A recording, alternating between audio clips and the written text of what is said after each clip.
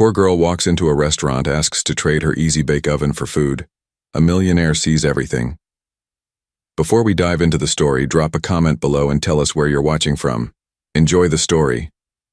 The gentle clink of fine crystal and the hushed murmur of important conversations filled the air at Bellevue, the most exclusive restaurant in the city. Jackson Prescott adjusted his platinum cufflinks, a 45th birthday gift to himself, and glanced at his watch. Thursday evening, 7:30 p.m. Like clockwork, as it had been for the past 5 years. The maitre d' had seated him at his usual table, the one in the corner with the view of both the entrance and the glittering city skyline. Privacy, control, and a vantage point. Everything Jackson valued in both dining and business. "Your usual Bordeaux, Mr. Prescott?" asked Sebastian, the sommelier who had served him for years. "Yes," Jackson replied without looking up from his tablet. The quarterly reports showed another record-breaking profit margin. Prescott Enterprises had just acquired its third pharmaceutical company this year. The board would be pleased. His shareholders would be ecstatic. Yet as Sebastian poured the deep red liquid into his glass, Jackson felt nothing. Not pride, not satisfaction, certainly not joy. Just the empty acknowledgement that this was how success was supposed to look. He raised the wine to his lips when the restaurant's heavy oak doors swung open. Jackson wouldn't have noticed. People came and went all evening, except for the sudden shift in atmosphere. Conversations halted. Heads turned. A small figure stood in the doorway, hesitant and visibly out of place. A little girl, perhaps 7 or 8 years old, clutching something yellow to her chest. Her blonde hair was neatly combed, but her clothes, a faded blue dress and worn sneakers, clearly marked her as someone who didn't belong in Bellevue's rarefied air. Jackson watched with detached curiosity as Marcus, the restaurant manager, approached the child. The girl's expression was serious, determined despite her obvious nervousness. She looked around at the elegant tables, the crystal chandeliers, the wealthy patrons in their evening wear, and swallowed hard. "I'm sorry, young lady," Marcus said, his voice professionally pleasant but firm. "We don't allow unaccompanied minors. Are your parents outside?" The girl shook her head. "No, sir." Her voice was small but clear. "I wanted to ask you something important." Marcus glanced around, clearly concerned about the disruption. "Perhaps outside would be better." "Please," the girl said, and now Jackson could see she was holding what appeared to be a toy oven. Its yellow plastic dulled with age and use. "It will only take a minute." Something in her voice made Jackson set down his tablet. Around him, the other diners were watching with expressions ranging from amusement to distaste. The girl lifted the toy oven slightly. "Could I trade this for, some food?" "It still works, I promise. My mom is sick and we couldn't pay our bills this month." Her voice wobbled slightly, but she stood straight, eyes fixed on Marcus's face. The manager's expression softened, but discomfort was evident in his posture. "I'm very sorry to hear that, but we don't. That is, we can't." "It's an easy bake oven," the girl continued earnestly. "You can make real cakes in it. It was a birthday present, but Mom needs food more than I need toys." Jackson found himself standing. The movement surprised him as much as it seemed to surprise his waiter, who nearly dropped the bread basket. "Marcus," he called, his voice carrying in the now quiet restaurant. "It's all right. The young lady can join me." He didn't recognize his own actions.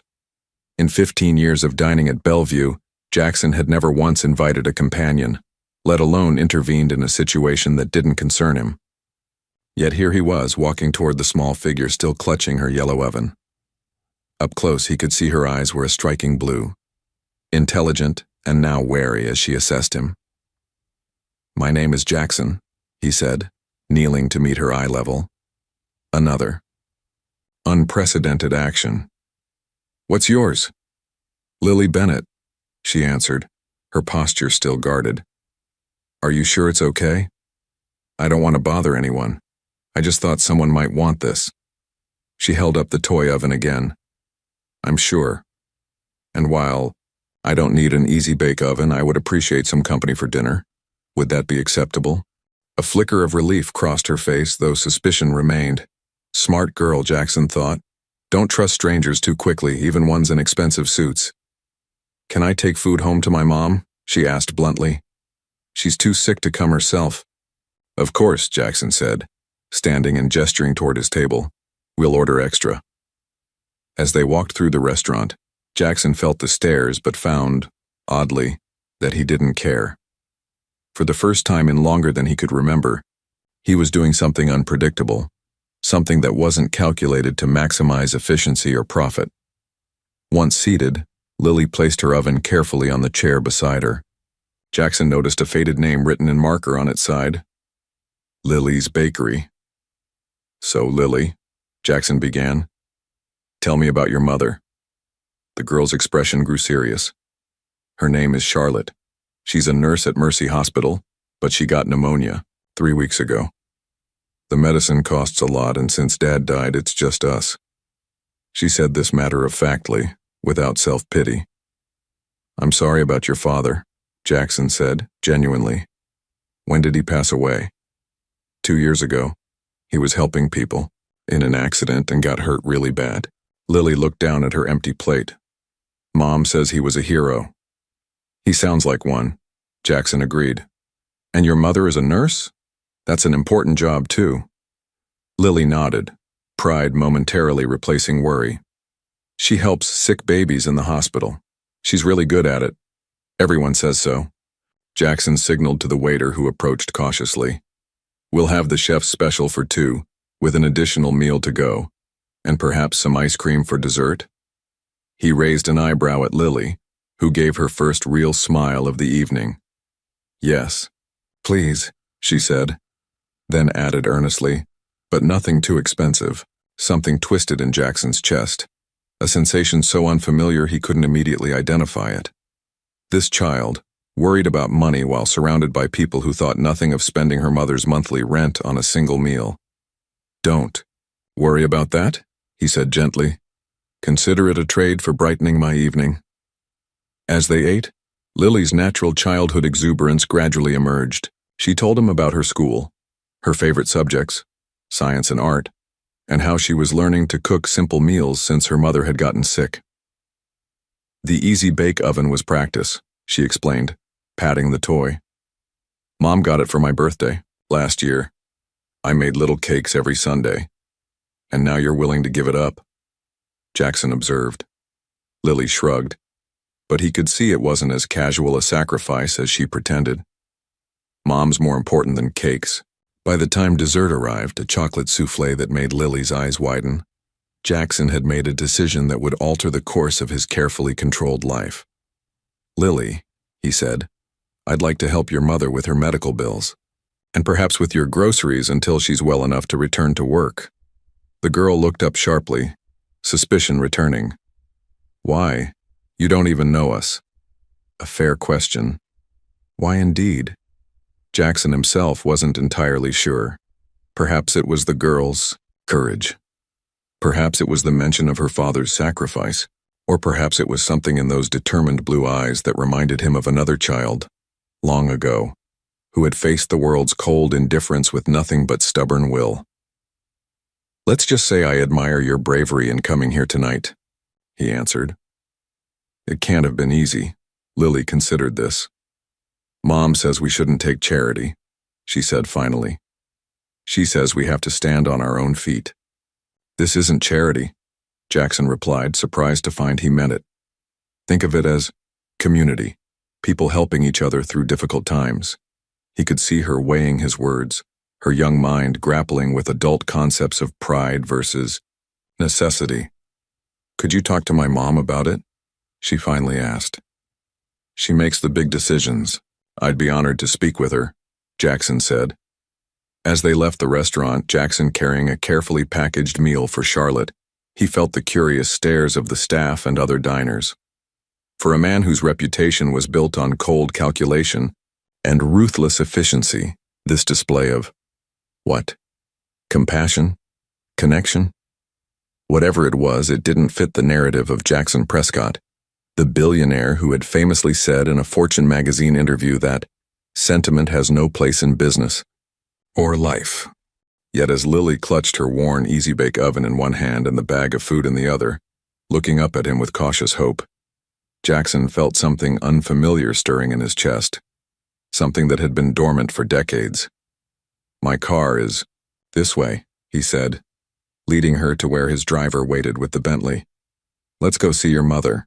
Behind them, the exclusive world of Bellevue continued its evening of luxury and privilege. But Jackson Prescott was already moving toward something far more valuable than anything he had found there in 15 years of Thursday dinners.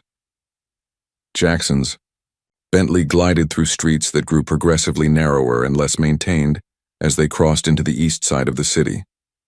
Next to him, Lily sat with the container of food balanced carefully on her lap, her Easy-Bake oven secured by the seatbelt between them. "It's the blue building," she directed, pointing to a weathered apartment complex that had likely been built in the 1970s. "Third floor." As Jackson stepped out of the car, the contrast between his world and Lily's struck him forcefully. The sounds of sirens in the distance, the flickering streetlight, the graffiti on the adjacent building wall, all elements that never penetrated his carefully curated existence. "Stay here, James," he instructed his driver, who looked visibly uncomfortable with the neighborhood. Lily led him through a small lobby with mailboxes showing various states of disrepair.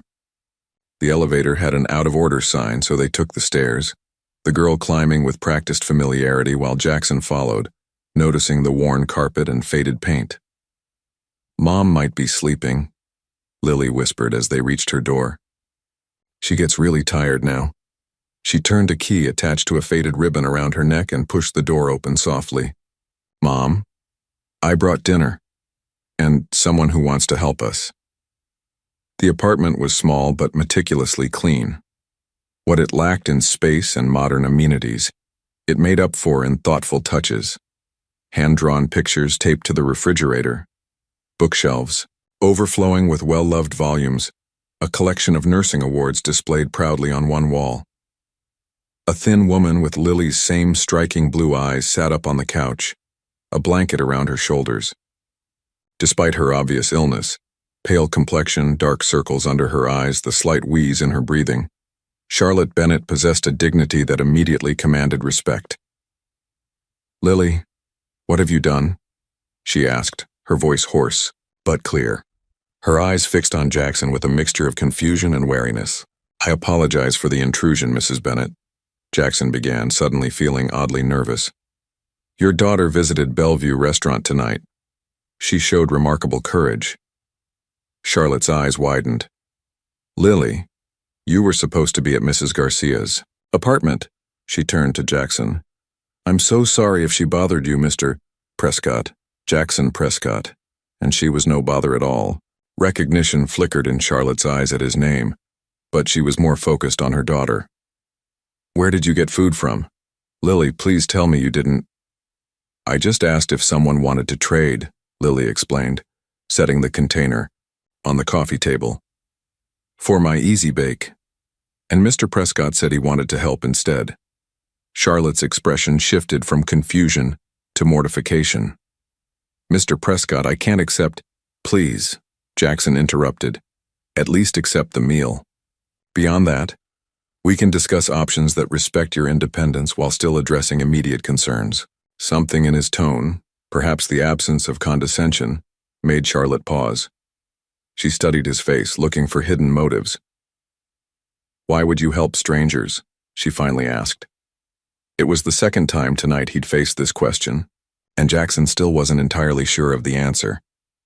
But as he stood in this modest apartment, watching a clearly proud woman fighting both illness and poverty while her daughter tried to sell her beloved toy for food, he knew he couldn't walk away, "because your daughter reminded me that some things matter more than money," he said simply.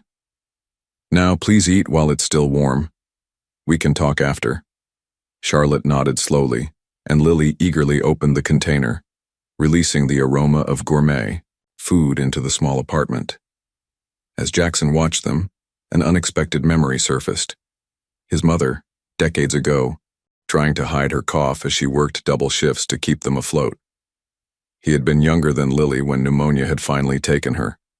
leaving him alone in the world. Some patterns, it seemed, were not meant to repeat. A week later, Jackson stood outside the Bennett's apartment door, a bag of groceries in one hand and a folder of medical documents in the other.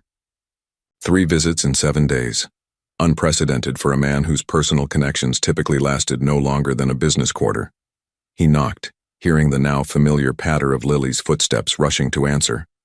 "Mr. Prescott," she exclaimed, her face lighting up. "Mom's feeling better today. She sat up for breakfast." The simple achievement, stated with such joy, put Jackson's morning conference call, where they'd celebrated a $50 million acquisition, into sharp perspective. "That's excellent news," he said, following her inside. "And please call me Jackson." The apartment looked brighter today. Sunlight streamed through the windows, and Charlotte sat in an armchair rather than lying on the couch. Though still thin, some color had returned to her face.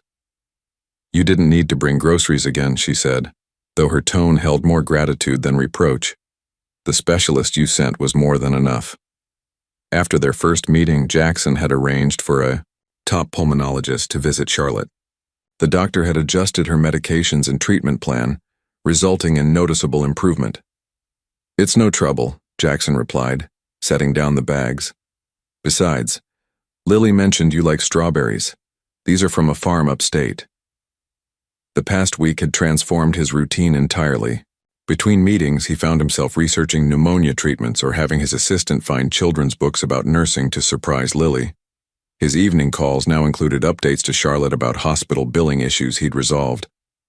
"The hospital administrator called yesterday," Charlotte said, watching him unpack the groceries. "She said our bills have been taken care of through an anonymous donation." Jackson concentrated on arranging fruit in a bowl. "That's fortunate, Jackson." Charlotte's voice was gentle but firm. "Why are you doing all this?"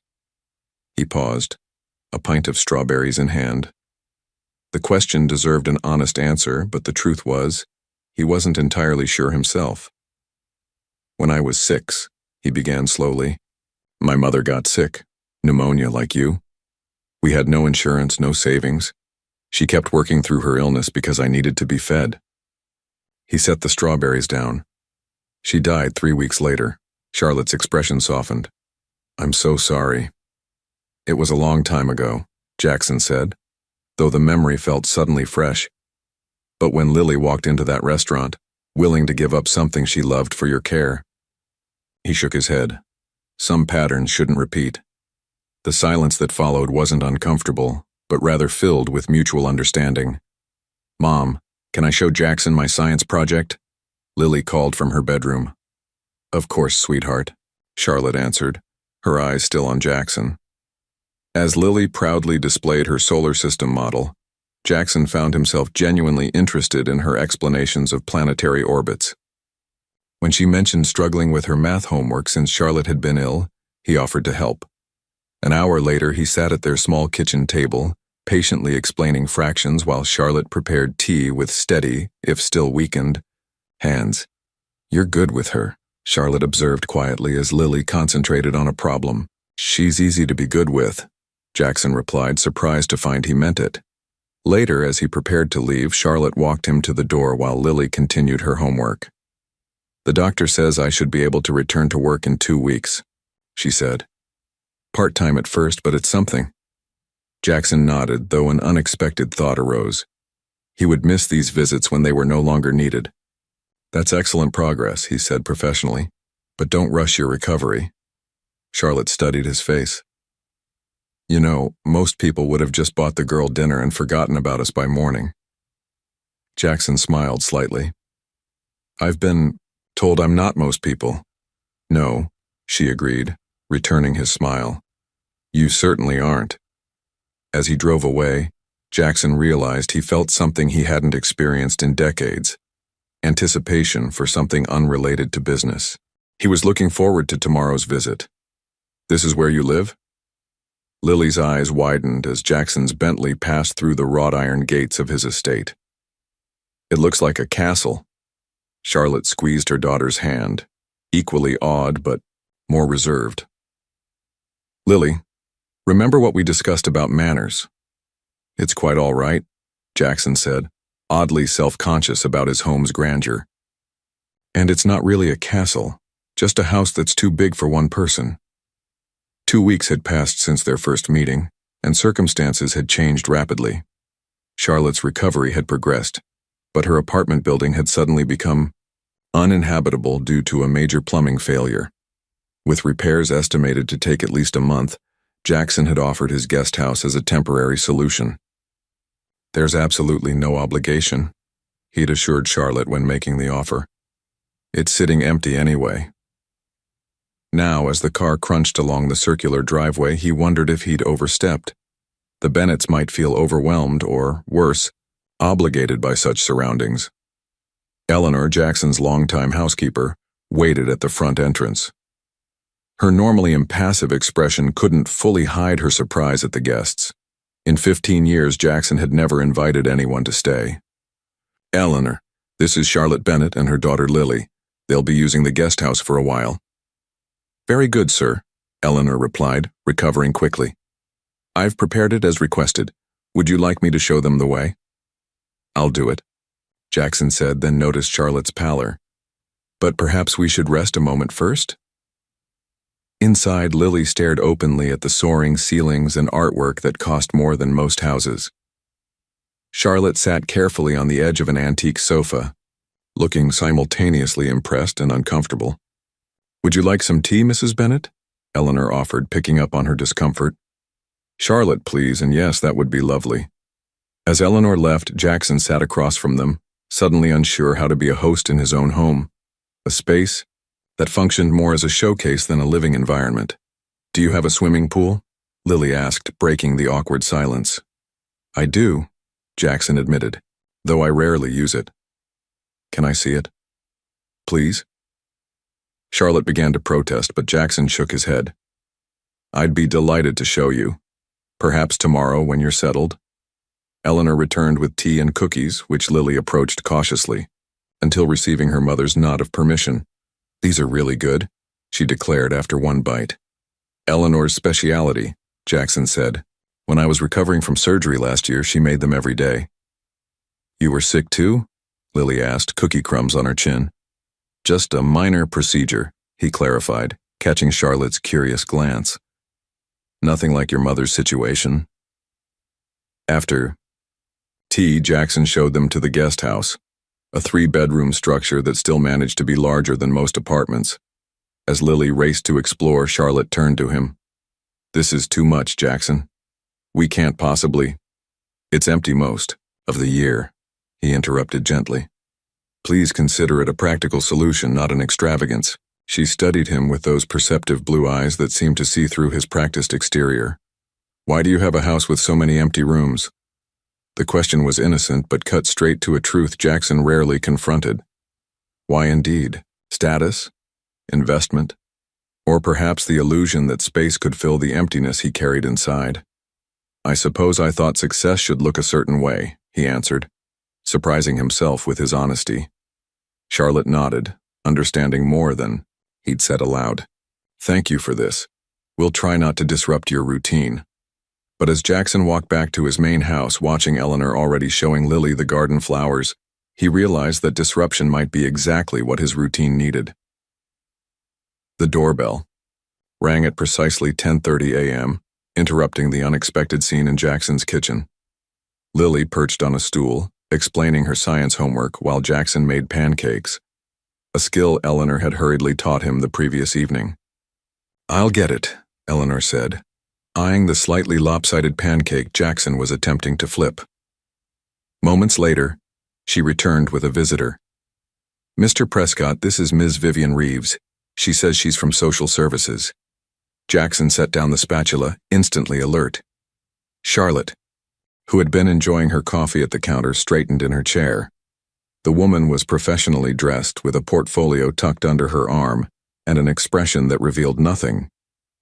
Mr. Prescott, she began, I'm here regarding Lily Bennett.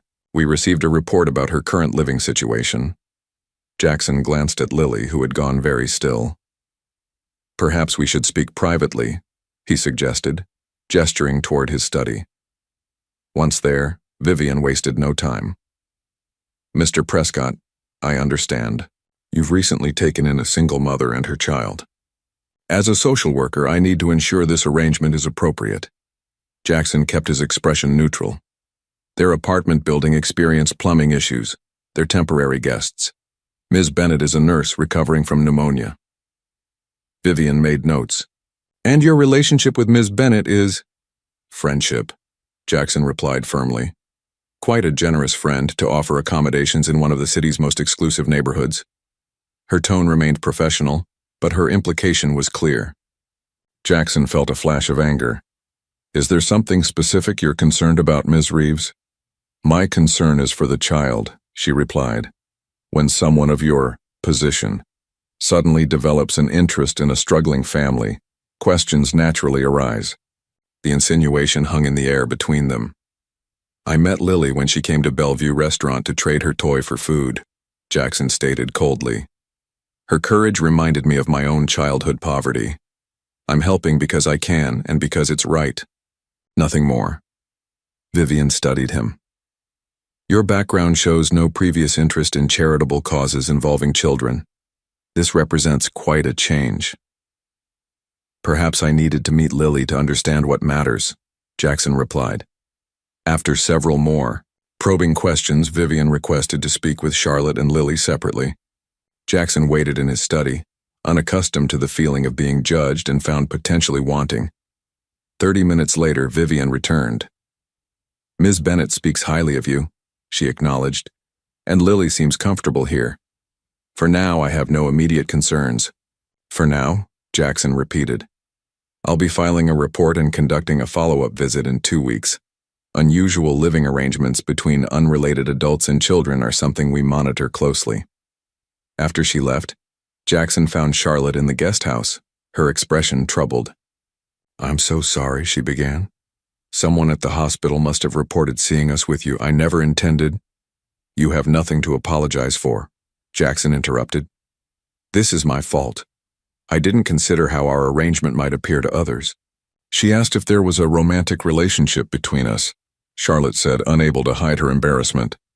Jackson hadn't considered how his actions might compromise Charlotte's reputation. He'd been focused on practical solutions, not appearances. "I should start looking for a new apartment," Charlotte said quietly. "Your generosity has been incredible, but I can't allow this to complicate your life further." "No," Jackson said, surprising himself with his vehemence. "This is temporary, and your recovery is the priority. Let's not make decisions based on others' misperceptions." Charlotte hesitated, then nodded. "All right, but only until I find something suitable." As Jackson walked back to the main house, his phone buzzed with a text from his CFO. "Board members asking questions about your repeated absences. Seth J. reporter called about rumors you're experiencing personal issues. Need to discuss damage control." Jackson pocketed the phone without responding. For the first time in his career, the opinions of the board and the press seemed remarkably unimportant. "Mr. Prescott, the board is waiting," his assistant reminded him, gesturing toward the conference room where 12 people sat around a gleaming table. Jackson checked his watch. 2:15 p.m. Lily's science presentation started at 2:30, and he had promised to attend. He had exactly 45 minutes to convince the board to delay the Westridge Pharmaceuticals acquisition. "Gentlemen, ladies," he began, entering the room with practiced authority. "I've reviewed the Westridge proposal thoroughly, and I have concerns." For the next 30 minutes, Jackson presented a masterclass in business strategy, outlining potential regulatory issues and suggesting a 3-month delay to resolve them. The board members, accustomed to his meticulous analysis, raised few objections. "So we're agreed," Jackson concluded, glancing again at his watch. "We'll revisit Westridge next quarter." Richard Harmon, his longest-serving board member, raised an eyebrow. "You seem in a hurry, Jackson. Another appointment?" "Yes," Jackson replied simply, gathering his documents. "Anything the board should know about?" Richard pressed. Jackson paused. A month ago, he would have canceled any personal commitment for a meeting of this magnitude. A month ago, the idea of attending a second-grade science presentation wouldn't have crossed his mind. I promised a young friend I'd attend her school presentation, he said, surprising himself with his transparency. She's presenting on the respiratory system, something her mother, a nurse, helped her understand. The silence that followed was thick with confusion. Jackson Prescott, discussing a child's school event as a legitimate reason to end a board meeting early? Well, Richard finally said, "Give her our congratulations." Jackson nodded and left, feeling strangely liberated. 20 minutes later, he slipped into the back of the elementary school auditorium, just as Lily's class took the stage. When she spotted him, her face lit up with such pure joy that Jackson felt something shift inside him, as if pieces of his life were rearranging themselves into a new configuration. After the presentation, Lily ran to him, her handmade poster of the human lungs clutched proudly in her hands. "You came. Mom said you might be too busy." "I wouldn't have missed it," Jackson told her, realizing he meant it completely. Later that evening, after Lily had gone to bed, Charlotte joined Jackson on the terrace where he was answering emails. "You made her day," she said, settling into a nearby chair. "She talked about you being there all through dinner." Jackson set down his tablet. Her presentation was impressive. She has a real aptitude for science. "Like her father," Charlotte said softly. He was a paramedic. Science was his passion too. It was the first time she'd volunteered information about her late husband. "How did you meet?" Jackson asked. Charlotte smiled at the memory. "Car accident, actually. Nothing serious, but enough to need medical attention." He was the paramedic who responded. He kept checking on me after, bringing me medical journals he thought I'd find interesting since I was in nursing school. "He sounds like a good man." "The best," Charlotte agreed. "After he died in that multiple car pileup, I wasn't sure we'd survive, not financially or emotionally. But Lily." She shook her head in wonder. She became so strong, so determined to make him proud. Jackson thought of the little girl offering her cherished toy for her mother's well-being. "She's remarkable." "Yes," Charlotte nodded. "And she's becoming attached to you, Jackson. When you didn't answer her call yesterday, she was worried you'd stopped caring about us." The gentle warning was clear. "Be careful with my daughter's heart." "Had to silence my phone during negotiations," he explained. "It won't happen again." Charlotte studied him. "You rearranged your day for a second-grade presentation. That's not something I expected from Jackson Prescott, CEO." "Neither did I," he admitted. "But I'm finding that some commitments matter more than business." "Even board meetings?" she asked, clearly having heard about his hasty departure. "Even those," he confirmed. Charlotte was quiet for a moment, then said, "Just be sure, Jackson. Because if you start something you can't finish, with Lily, with these gestures, it would be worse than never starting at all." Her words carried the weight of a woman who had already lost once, who couldn't bear to see her daughter lose again. "I understand," Jackson said, and for the first time in years he was making decisions with his heart as much as his head. "Higher, Jackson, higher!" Lily squealed as she soared on the park swing, her blonde hair catching the sunlight. Jackson obliged, pushing gently but firmly, still unused to the delicate balance required, enough force to create excitement, but not enough to frighten. From a nearby bench, Charlotte watched them, a smile playing on her lips. 6 weeks had passed since they'd moved into Jackson's guest house, and the transformation in all of them was unmistakable. Charlotte herself had regained her strength, returning to part-time shifts at the hospital. Jackson had convinced her to accept a temporary position with his foundation's healthcare initiative, work she could do remotely while continuing her recovery. But the most profound changes were in Jackson himself. "Did you see how high I went?" Lily asked breathlessly as she finally hopped off the swing. "I believe you almost reached the clouds," Jackson confirmed solemnly, earning a giggle. "Can we get ice cream before the movie, please?" Jackson glanced at Charlotte, who nodded her permission. These Sunday excursions had become their ritual, an activity followed by dinner and a movie back at the house. Last week had been the Natural History Museum, the week before a trip to the Botanical Gardens, places Jackson hadn't visited in years, if ever, now seen through the fresh perspective of a 7-year-old's enthusiasm. At the ice cream shop, Jackson watched as Lily deliberated between flavors with the seriousness of a Supreme Court justice. Charlotte selected vanilla with hot fudge, while Jackson, still discovering his own preferences beyond business lunches, chose butter pecan after Lily's earnest recommendation. "You've got some." Charlotte gestured to the corner of his mouth, where a drop of ice cream lingered. Without thinking, Jackson used his monogrammed handkerchief to wipe it away, then froze mid-motion, suddenly self-conscious. "I don't think I've had ice cream in a cone since I was 12, he admitted. "That's just sad," Lily declared, her own chocolate-smeared face evidence of proper ice cream enjoyment. Charlotte laughed, a sound Jackson had grown to appreciate more than any corporate victory. "Some things we need to relearn," she said, her eyes meeting his with unexpected warmth.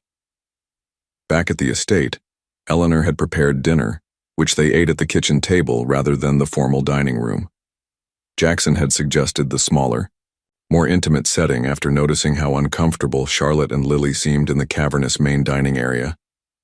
"Eleanor," Jackson said as she served the salad, "these Sunday dinners have become the highlight of my week. Thank you for accommodating our changing schedule." The housekeeper, who had worked for Jackson for 15 years, gave him a look of pleased surprise. "It's my pleasure, sir. The house feels more alive these days." After dinner came movie time, with Lily selecting an animated feature about a brave young princess. They settled in Jackson's rarely used media room, Lily nestled between the adults on the oversized sofa. Halfway through the film, Charlotte whispered, "Look," nodding toward Lily, who had fallen asleep against Jackson's arm. "Should I move her?" he whispered back. "She's fine," Charlotte assured him. "She trusts you." 3 simple words that somehow meant more than any business accolade he'd ever received. Later, after carrying Lily to her bed in the guest house and saying goodnight to Charlotte, Jackson returned to his study. His CFO had sent urgent emails about a competitor's unexpected acquisition, but for once Jackson didn't immediately reach for his laptop. Instead, he poured himself a scotch and stood by the window, looking out at the guest house where warm light still glowed from Charlotte's room. 6 weeks ago, he would have worked until midnight crafting a counterattack strategy. Tonight, he found himself replaying Lily's laughter on the swing, the way Charlotte's eyes crinkled when she smiled, the unfamiliar but welcome weight of a sleeping child against his shoulder. His phone rang. Richard Harmon from the board, the CEO. "Meridian deal is falling apart," Richard said without preamble. "We need to meet first thing tomorrow." "I'll be there," Jackson replied, then added, "but only until noon. I promised Lily I'd help with her science fair project tomorrow afternoon." The silence on the other end spoke volumes. "Jackson," Richard finally said, "the board is concerned about your distractions lately." "They're not distractions, Richard, they're priorities." After hanging up, Jackson turned off his phone, another unprecedented action, and decided some emails could wait until morning. Some traditions, he was learning, were worth creating. The storm arrived without warning, violent and sudden. Lightning split the sky as thunder rattled the windows of Jackson's estate. Rain pounded against the roof in angry torrents. Jackson was reviewing contracts in his study when the security system beeped, indicating that the door connecting the main house to the guest house had been opened. Moments later, Eleanor appeared at his doorway, her normally composed expression concerned. "It's Lily, sir. She's quite upset about the storm." Jackson followed Eleanor to find Lily in the kitchen, trembling in her unicorn pajamas, tears streaking her face. "Lily? What's wrong? Where's your mother?" "Mom got called to the hospital for an emergency." Her voice quivered. "Eleanor was staying with me, but then the thunder came and—" Her words were cut off by another thunderclap that made her jump. Jackson knelt before her. "You're afraid of storms?" She nodded miserably. "Dad used to sit with me during storms. He said the angels were just bowling in heaven." Fresh tears spilled. "But now he's gone, and Mom had to go, and I tried to be brave." But another thunderous boom sent her launching into Jackson's arms. He caught her automatically, her small body trembling against his chest. "It's all right," he said softly, awkwardly patting her back. Comforting a frightened child wasn't in his considerable skill set. "You're safe here." Eleanor quietly stepped away, leaving them alone. "Would you like some hot chocolate?"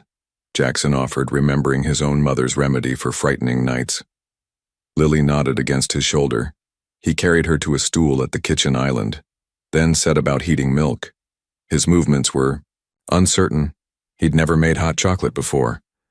But Lily watched him with such trust that he was determined not to disappoint. "My father wasn't around when I was young," Jackson found himself saying as he stirred the warming milk.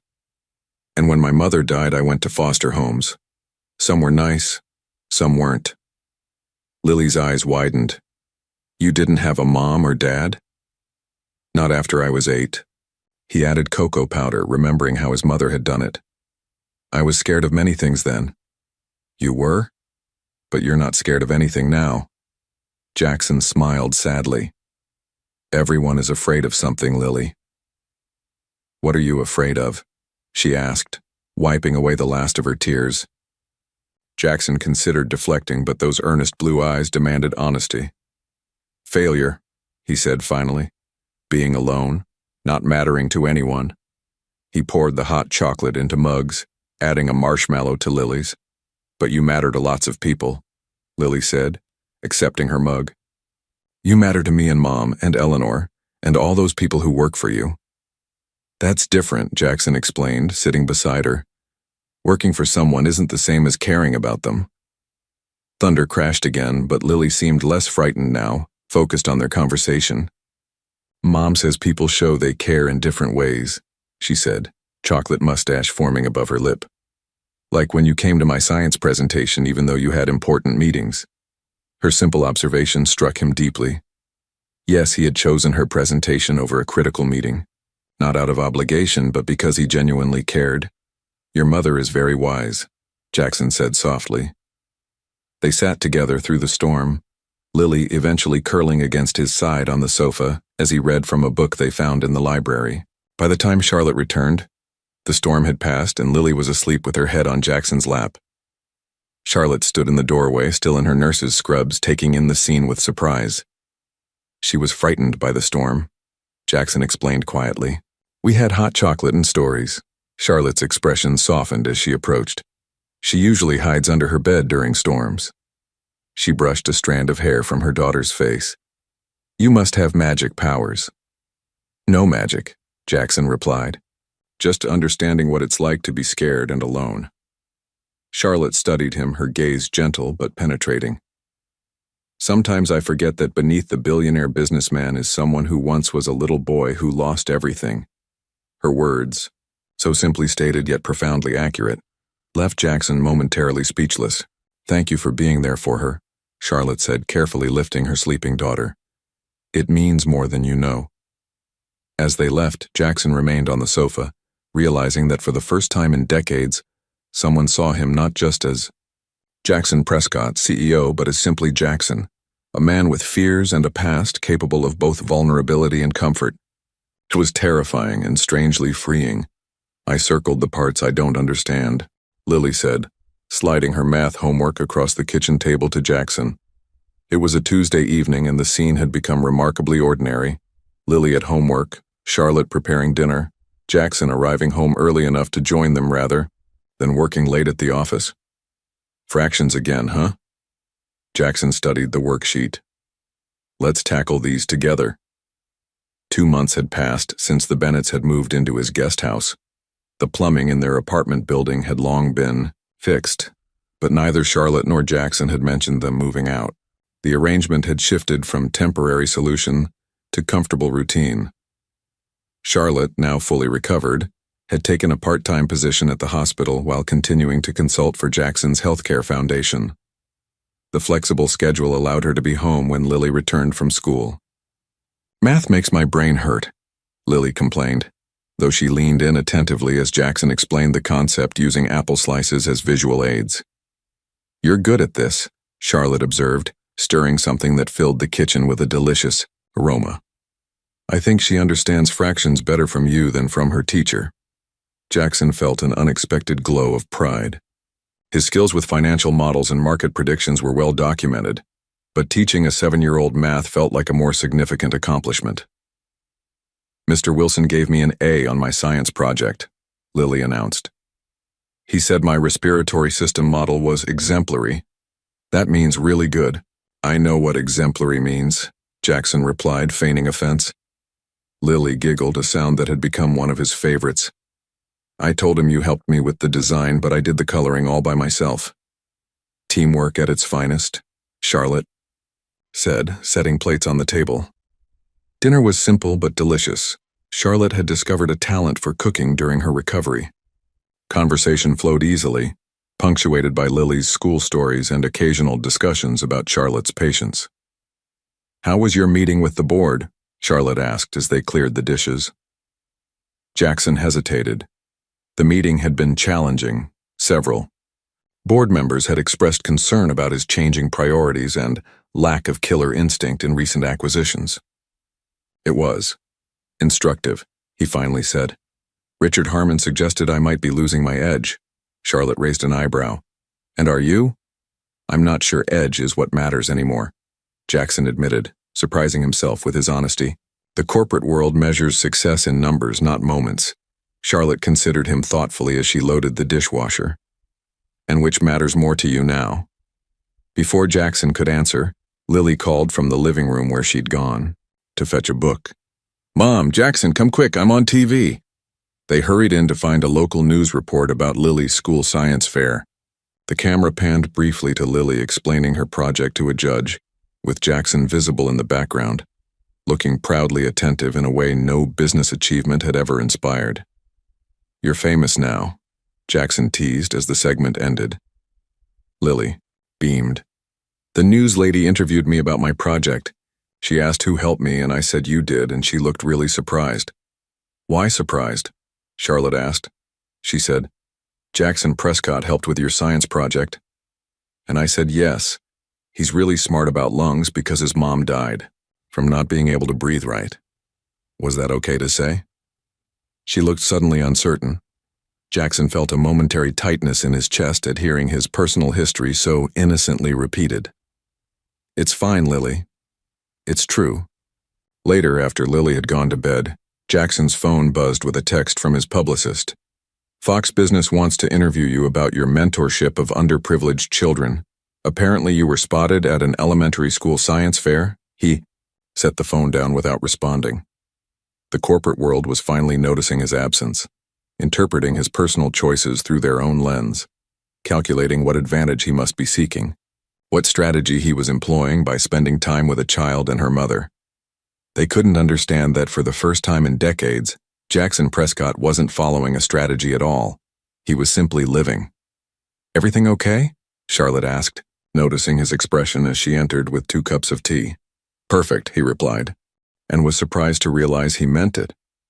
Jackson stared at the email on his tablet, reading it a 3rd time, though the words remained unchanged.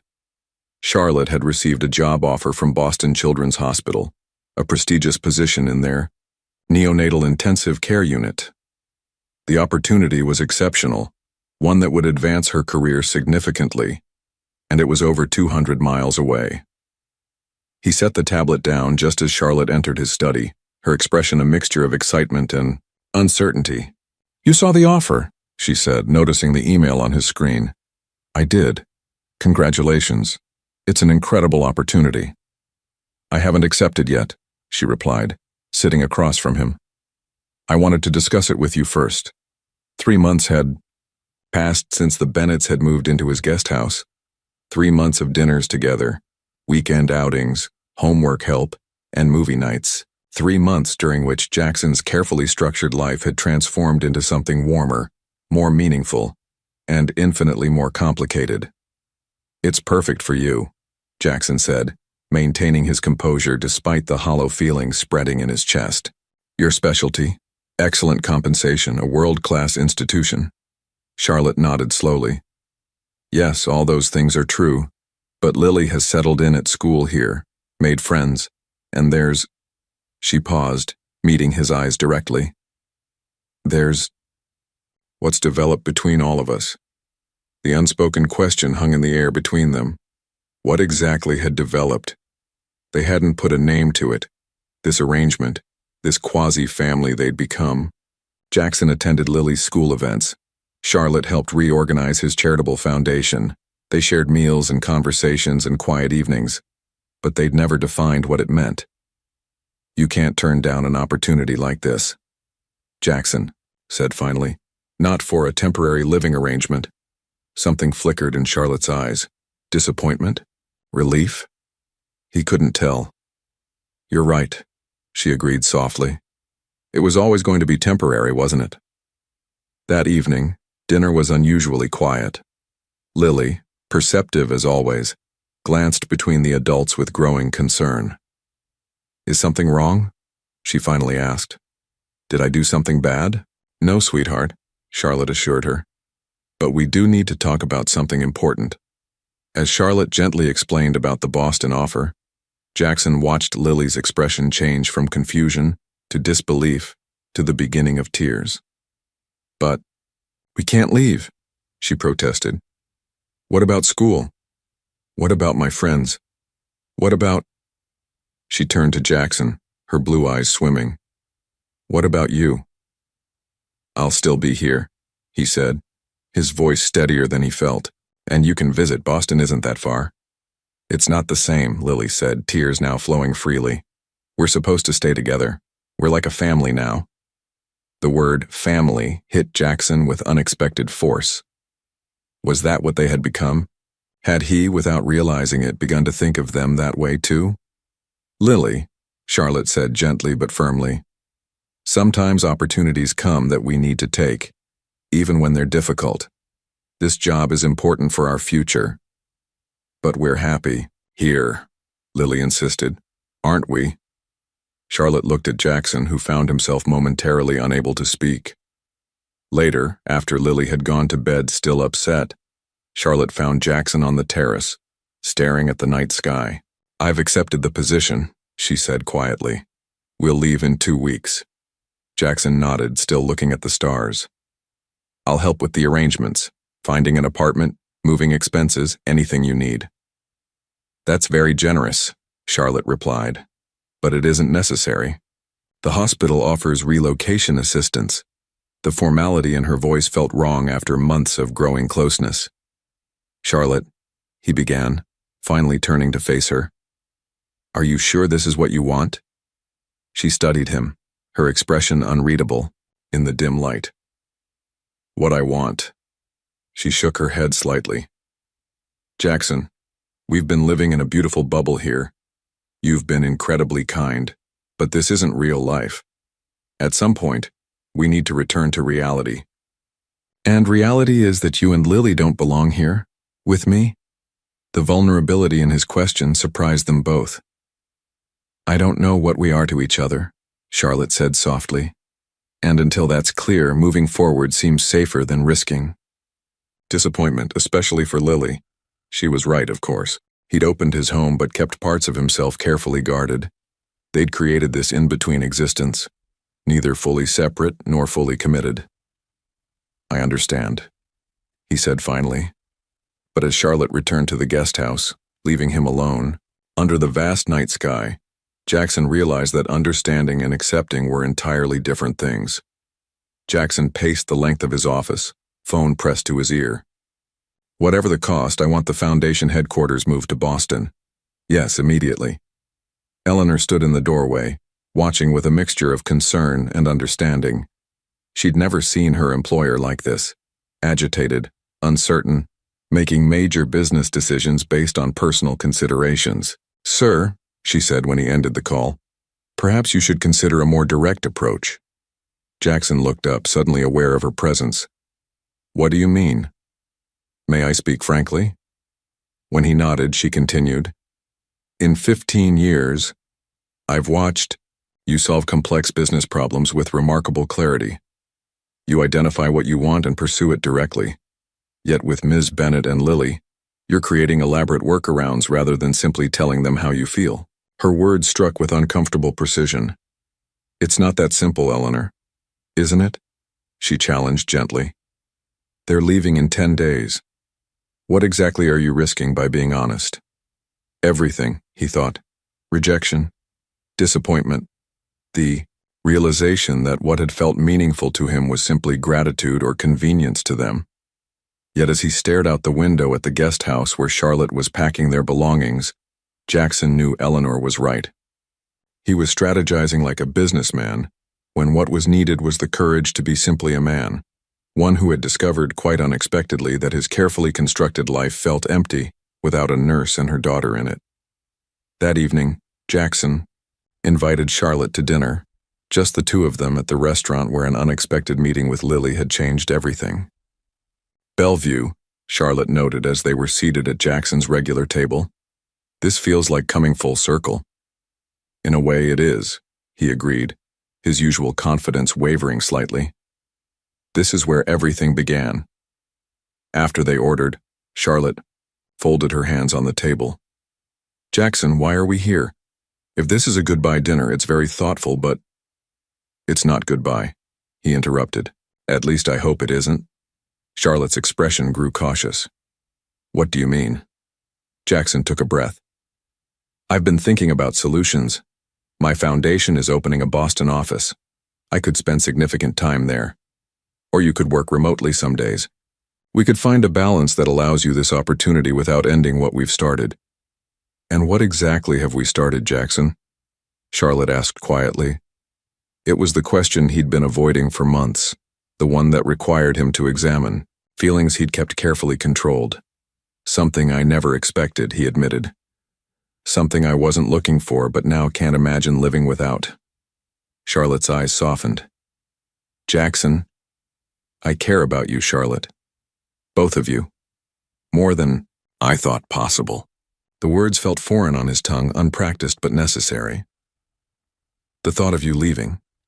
It's made me realize how empty my life was before you arrived, and how empty it will be again if you go. Our lives are very different, she said gently. You built an empire. I take care of sick babies. How would that work long term?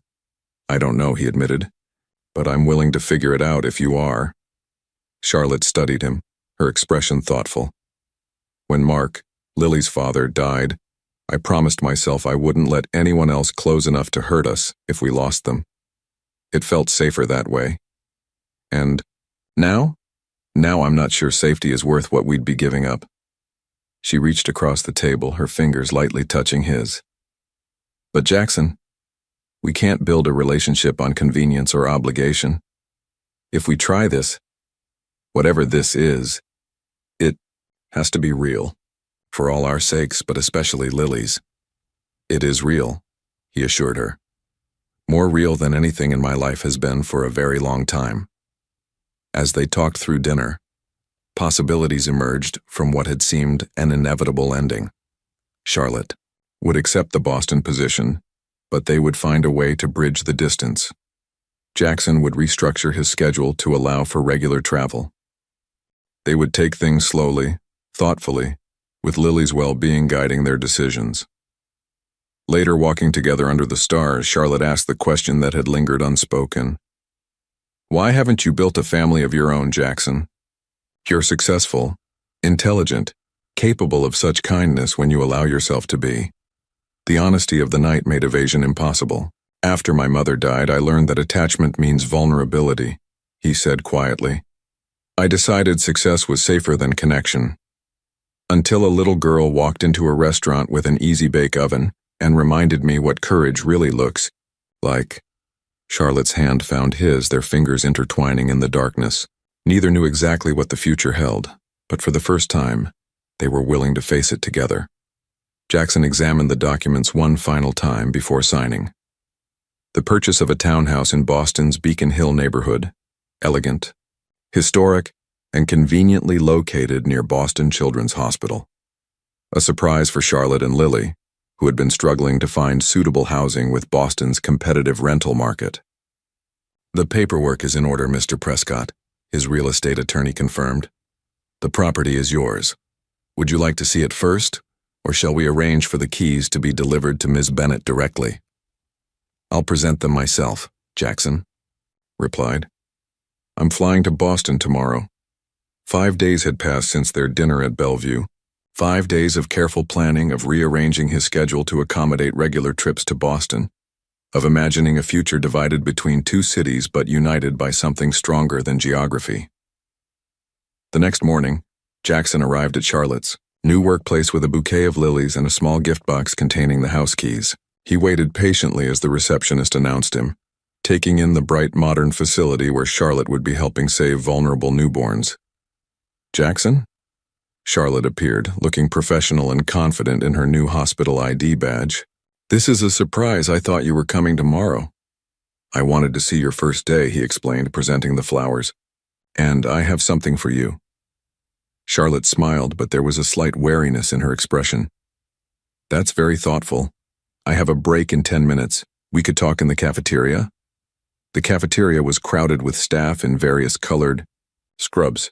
They found a small table in the corner where Jackson handed her the elegant blue box. What's this? She asked. A solution to your housing problem, he replied. Open it. Charlotte lifted the lid, confusion crossing her face at the sight of the keys. I don't understand. A townhouse on Beacon Hill, Jackson explained. 4 bedrooms, a small garden, walking distance to the hospital, and an excellent school for Lily. It's yours. Well, not legally yours yet, but we can discuss those details later. For now, consider it a lease with very favorable terms. He had expected delight, relief, perhaps even happy tears. Instead, Charlotte's expression closed like a door shutting. You bought a house? Without telling me? It's an investment property, Jackson explained, sensing her unease. It makes financial sense, and it solves your immediate need. My immediate need, Charlotte repeated, her voice cooling. Jackson, we discussed trying to build something real between us, something equal, and your solution is to… What? Make me your charity case, your kept woman? That's not… Jackson began, but Charlotte cut him off. I know you meant well, she said, lowering her voice as a nearby table glanced their way. But this is exactly what I was afraid of. You see a problem, you throw money at it. That might work in business, but relationships don't work that way. Jackson felt his own frustration rising. This isn't about money. It's about creating stability. For you and Lily. Stability I didn't ask for and can't reciprocate, Charlotte replied. How am I supposed to feel living in a house I could never afford on my own? What message does that send to Lily about independence, about earning your way? I thought you'd be happy, Jackson said, genuinely bewildered by her reaction.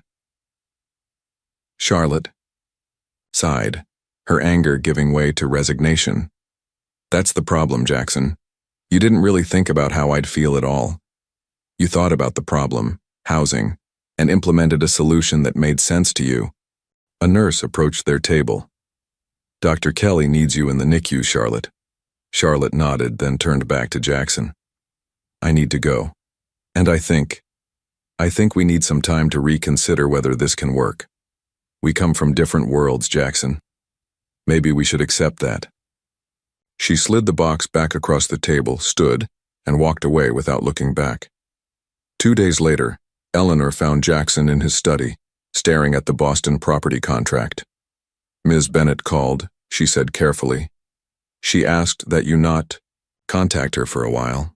She says Lily has been enrolled in a new school and they're staying temporarily with a colleague until they find suitable housing. Jackson nodded, not trusting himself to speak. Sir? Eleanor ventured. Perhaps in time. That will be all, Eleanor. Jackson interrupted. When she left, he reached for the phone, nearly calling Charlotte before remembering her request. Instead, he called his office. Push all meetings to next week, he instructed his assistant. And tell the board I'll be unavailable for the quarterly review. For the first time in his career, Jackson Prescott was shirking his professional responsibilities and finding he didn't care.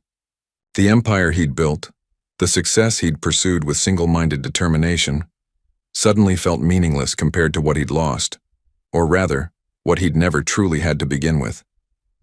Sir, there's an envelope addressed to you. Personal, not business. Jackson looked up from his desk where quarterly reports lay neglected. 3 weeks had passed since the Boston disaster. 3 weeks of silence from Charlotte and Lily.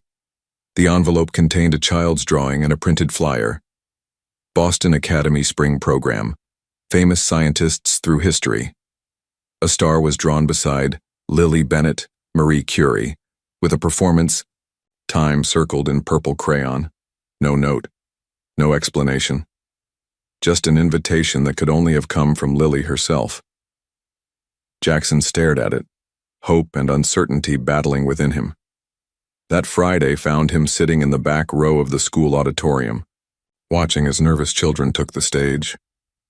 When Lily appeared in a lab coat with her hair powdered gray, the sound system suddenly squealed with feedback. She froze, her prepared speech forgotten as panic crossed her face. Her eyes searched the audience desperately until they found Jackson.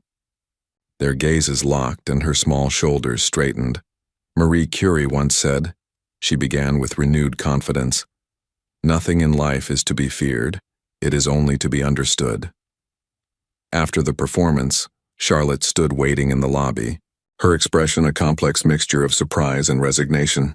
"She sent the invitation, didn't she?" Charlotte asked. "Yes," Jackson answered. "I wouldn't have come otherwise." "I know." Her voice softened. "She misses you. We both do." They sat in a small cafe near the school, an untouched plate of cookies between them.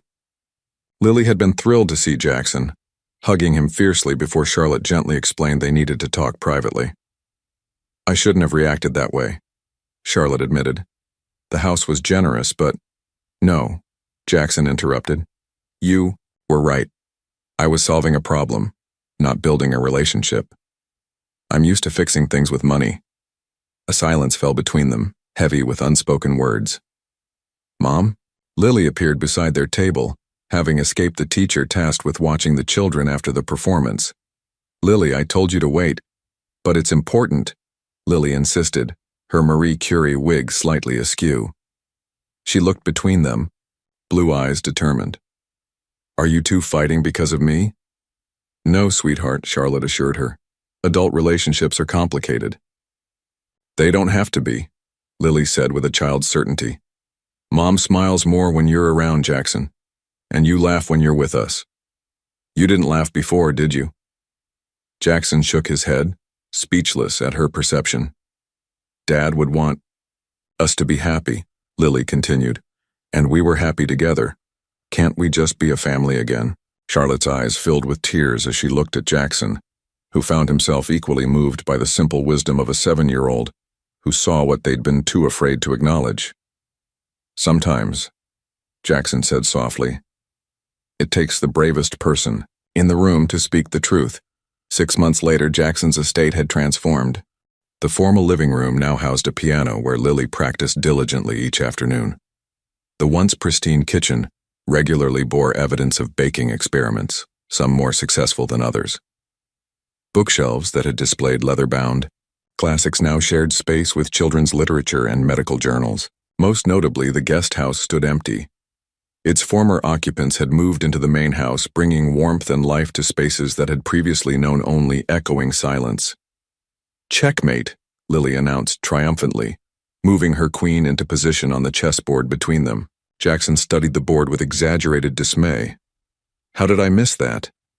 "Because you were letting me win," Lily replied, giving him a knowing look that reminded him so much of Charlotte. "You shouldn't do that. How will I get better if you don't? Play your best." "You're absolutely right," Jackson acknowledged, resetting the pieces. No more holding back. From the kitchen came the sounds of Charlotte preparing dinner, humming softly as she worked. The delicious aroma of her signature lasagna filled the air, a comforting reminder of the new rhythms their lives had established. Eleanor entered the room, her once formal demeanor now considerably warmed. "Phone call for you, sir. Mr. Harmon says it's urgent." "Tell him I'll call back tomorrow," Jackson replied without hesitation. "Family time is non-negotiable." Eleanor smiled, no longer surprised by such responses. "Very good, sir." After Lily had decisively won a second game, legitimately this time, she ran to fetch something from her room. Charlotte joined Jackson on the sofa, curling naturally against him. "The hospital called," she said. They're offering me the department director position. That's incredible, Jackson said, genuinely proud. You've accomplished so much in just 6 months. It means more responsibility, longer hours sometimes, she cautioned. We'll make it work, he assured her. That's what families do. The word family no longer felt foreign on his tongue. What had begun as an unexpected encounter at a restaurant had evolved into something Jackson had never thought possible for himself. A genuine connection that transcended his world of acquisitions and assets. Lily returned, carefully carrying her easy bake oven, the same worn yellow toy she'd once offered to trade for food. Can we make dessert? She asked. I found a new recipe. Of course, Jackson replied. The sight of the toy oven still triggered a rush of emotion, the memory of a small, brave girl willing to sacrifice something she loved for someone she loved more. As they gathered around the kitchen island, the three of them working together to create tiny, imperfect cakes, Jackson reflected on the journey that had brought them here. The path had not been straight or simple. There had been misunderstandings, adjustments, and necessary compromises on all sides. Charlotte had accepted the Boston position, but negotiated a schedule that allowed them to split time between both cities. Jackson had restructured his company to permit remote work and delegated responsibilities he'd once jealously guarded. They'd found a rhythm that honored both their careers while prioritizing their relationship and Lily's stability. They're ready, Lily announced as the timer dinged. She carefully removed 3 small cakes from the toy oven, presenting them proudly. They looked delicious, Charlotte praised, accepting hers. Jackson took his with appropriate solemnity. A masterpiece. As they enjoyed Lily's creation, making appreciative noises despite the slightly overdone edges, Jackson felt a profound contentment that no business success had ever provided. His empire of steel and glass stocks and assets would always be part of him, but it was no longer what defined him. I have news too, he said when they'd finished the last crumbs. The Foundation's pediatric healthcare initiative secured funding for 10 new clinics nationwide. That's wonderful, Charlotte said, squeezing his hand. You're changing lives. Just as you changed mine, he replied softly. Later that evening, after Lily had gone to bed, Jackson and Charlotte stood on the terrace beneath a canopy of stars. The same stars that had witnessed their first honest conversation months ago now shone down on 2 people who had found their way back to each other, stronger for having navigated the journey. Are you happy? Charlotte asked, her head resting against his shoulder. Jackson thought of his life before, the cold precision, the relentless pursuit of more, the emptiness he'd refused to acknowledge. And he thought of now, messy, unpredictable, occasionally chaotic, and infinitely more meaningful. Happier than I ever imagined possible, he answered truthfully.